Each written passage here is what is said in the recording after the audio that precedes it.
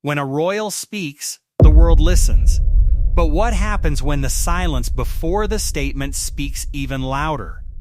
Prince William, future King of England, devoted father, protector of the monarchy's image, has finally broken his silence on one of the darkest scandals to ever haunt the British royal family. But here's the problem. His statement raises more questions than it answers. Why did it take so long? What's he not saying? And why does this feel less like transparency and more like damage control? Today we're dissecting every word, every pause, every carefully crafted sentence of Prince William's response to the Jeffrey Epstein scandal. Because in the world of royalty and power, what's left unsaid is often the most revealing. This is the story they don't want you to dig into. So let's dig. But before we dive in, hit that subscribe button and the notification bell. This is investigative journalism you won't see on mainstream media. Let's get into it. Let's rewind. Jeffrey Epstein, financier, socialite, and convicted sex offender, died in a Manhattan jail cell in August 2019 while awaiting trial on federal sex trafficking charges. But his death didn't end the scandal. It exploded it. Epstein's connections ran deep: politicians, celebrities, billionaires, and royalty. Prince Andrew, Duke of York and William's uncle, became the face of the royal family's Epstein nightmare. The infamous photo of Andrew with his arm around 17-year-old Virginia Giuffre, who accused him of sexual abuse, became a symbol of elite impunity. Andrew denied everything. He gave a disastrous BBC Newsnight interview in November 2019 where he claimed he couldn't sweat, didn't remember meeting Giuffre, and spent the day at a Pizza Express in Woking.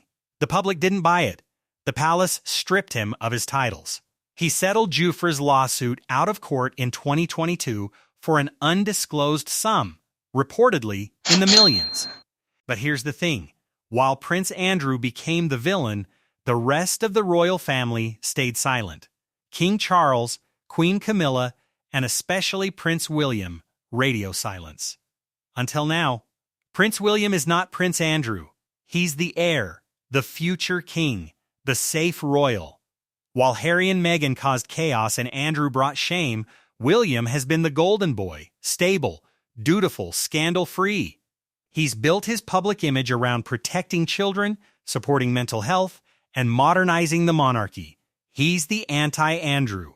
So when allegations swirl around his family's ties to a child sex trafficker, William's silence wasn't just strategic, it was survival. But silence has a shelf life, and after years of public pressure, he's finally said something. The question is, why now? And more importantly, what is he actually saying? In early 2025, as renewed scrutiny hit the royal family following newly unsealed court documents naming more Epstein associates, Prince William made a rare move. He released a statement, not a full interview, not a press conference, a carefully worded, meticulously vetted statement through Kensington Palace. Let's break it down, word by word. Okay, let's unpack this. First line, aware of the allegations. Not appalled, not horrified, not condemning, just aware. It's passive, clinical, almost detached. Compare that to how he's spoken about other injustices, climate change, homelessness, mental health. He's passionate, emotional, direct, but here, it's like he's reading a legal disclaimer. Second part, the Duke has never met Mr. Epstein. This is the key defense. And it's probably true. There's no photo, no flight log, no evidence William ever crossed paths with Epstein. But here's where it gets tricky. He says he has no association with Epstein or his network. His network. That includes Ghislaine Maxwell. That includes Prince Andrew. That includes anyone who enabled or ignored Epstein's crimes. William is distancing himself, not just from Epstein, but from Andrew, his own uncle. Final line. The Duke's focus remains on his charitable work and his family. Translation. I'm moving on. You should too. But the public isn't moving on. Because this statement doesn't address the real question, what did the royal family know, and when did they know it? Let's talk timing. Epstein died in 2019. Andrew's scandal erupted in 2019. He settled in 2022. William stayed silent through all of it. But in late 2024 and early 2025, newly unsealed court documents from Jeffrey's lawsuit named more high-profile individuals. The media frenzy reignited, and suddenly, William speaks. It's classic crisis management. Wait until the pressure becomes unbearable, then release a statement that says just enough to seem responsive, but not enough to create new problems. But here's the thing about waiting too long. It makes people wonder what you were hiding. Royal commentators have been vocal about William's response. Royal biographer Tom Bower told The Times, "This statement is designed to protect the institution, not pursue truth. It's a firewall, not a confession."